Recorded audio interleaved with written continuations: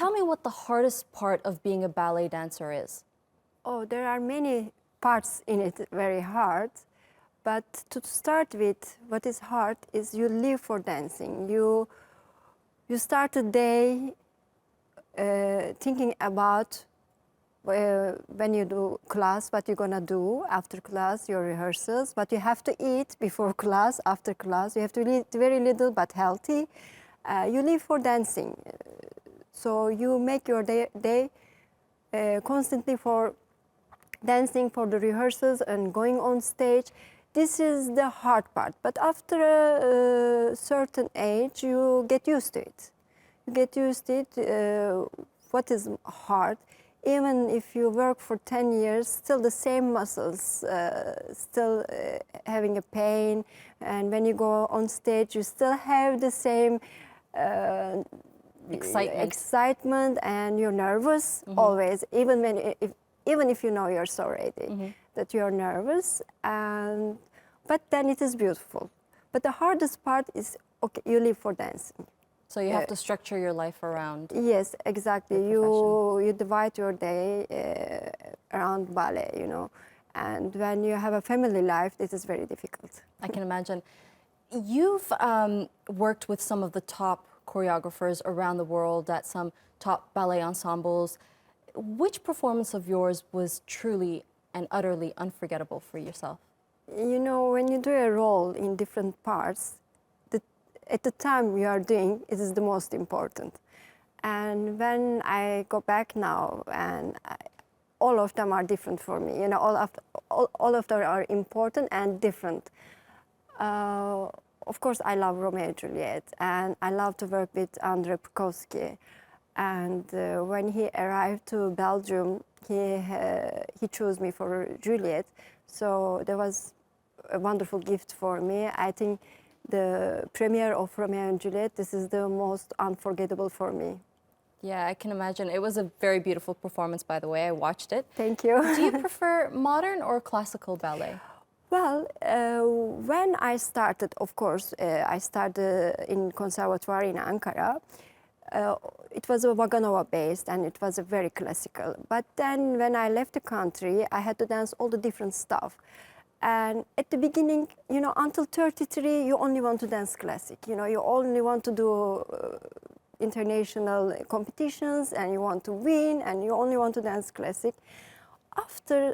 For me, it was after 32, after 33, I wanted to work with different choreographers. I wanted to do something different. And I danced all the neoclassic parts, which are very actually important choreographers in Europe and in States.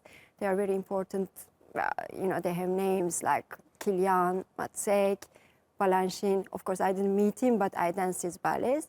They are the neoclassical part, but then I did, like with Matsek, it's the modern part I did, and with Mauricio Weinroth, I did the modern part. So I have danced them all, I love them all, you know, they're all different. You know, you have 5 children, they're all, you know. They all have a special place. Yeah, exactly. You cannot say, I love this more. Yes. At the time, what you are doing, you like the most. Yes. Do you think that ballet is evolving as time passes? Technically, it's improved incredible. But now we don't have those legends we had like Vassiliev, Maximova, Margot Fontaine, and Alicia Alonso. Those legends are not, at the moment, we don't have legends, you know, we have had that. But the technique and the look of the body, it is so much further ahead than before, of course. You're not only a performer, you're also a choreographer and you teach students ballet. How's the transition from performing to teaching like?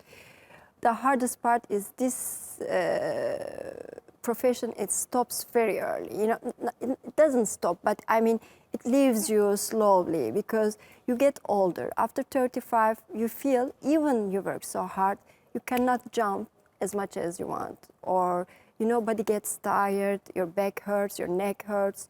And if you really take care of yourself while you were dancing when you were young, you could go 35, 38. And if you go further than 38, you really take care of yourself good, I think. And I danced until 41. Wow. But my last 2 years was the transition from dancing to teaching part. I was in Ankara State Ballet, and at that time the director of the company told me, what about teaching one day? And I said, no, not now. And he said to me, what, you know, you don't have to stop dancing, you can teach and Yes. you can dance as well. And I said, well, we'll see, I said. And then one day he came to me, it was Friday, I remember very well. He said to me, you're teaching tomorrow. Wow. I was like, no, don't do this to me. He said, yes, you're teaching tomorrow. So I have to thank him very much because he opened another door for me. So the first year I was teaching and dancing. But sometimes I had the same day, well, I have to perform in the night, I was teaching in the morning. Then I love teaching. Yes. And this is, I think, other part of me after dancing, what I like the most, because we could take rehearsals also as a repetiteur. But what I like is most is the teaching the class. Well, your students are very lucky to have you, Aysem. Thank Thank you for you. joining us today on our show. Thank you. Thanks.